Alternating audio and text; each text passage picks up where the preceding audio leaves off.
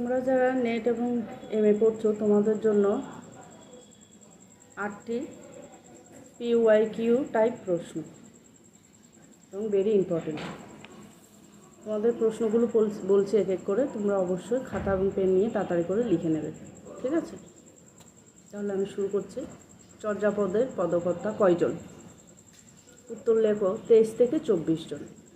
আবিষ্কারক হরপ্রসাদ শাস্ত্রী, 1960। 2 নাম্বার, দুর্গেশ নন্দিনী কার লেখা এবং প্রকাশ সাল কত? উত্তর লেখো বঙ্কিমচন্দ্র চট্টোপাধ্যায়, 1865। প্রথম সার্থক বাংলা উপন্যাস। 3 নাম্বার লেখো রবীন্দ্রনাথের প্রথম কাব্যগ্রন্থ কী? উত্তর লেখো কবি কাহিনী, 1878 খ্রিস্টাব্দে। উনি নোবেল পেয়েছিলেন গীতাঞ্জলিতে এবং 1913 সালে। 4 নাম্বার, নীলদর্পণ নাটকের লেখক ও বিষয় কী ছিল? উত্তর লেখো দীনবন্ধু মিত্র লেখক এবং নীল চাষিদের দুর্দশা নিয়ে লেখা হয়েছিল 1860। 5 নাম্বার হচ্ছে জীবনানন্দের বনলতা সেন কোন কাব্য? বনলতা সেন 1942 সালের,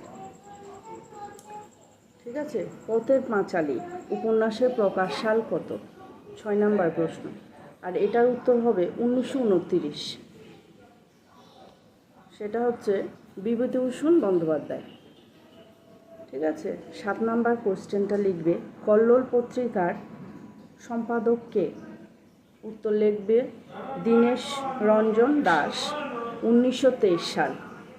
8 নাম্বার প্রশ্নটা লিখবে ধ্বনি কাব্যগ্রন্থের প্রবক্তা কে?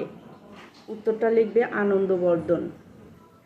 উত্তর হবে রসের প্রবক্তা ভরতমুনি, ঠিক আছে? আজকে এই পর্যন্ত। যদি তোমাদের কমেন্ট কিছু থাকে তাহলে আমাকে কমেন্ট সেকশনে অবশ্যই জানাবে, আমি তোমাদের কমেন্টের উত্তর অবশ্যই দেবো। আর যদি কোনো নোটস তোমাদের লাগবে তাহলে আমাকে অবশ্যই কমেন্ট সেকশনে জানিয়ে আমি তোমাদেরকে নোটস দিয়ে দেবো।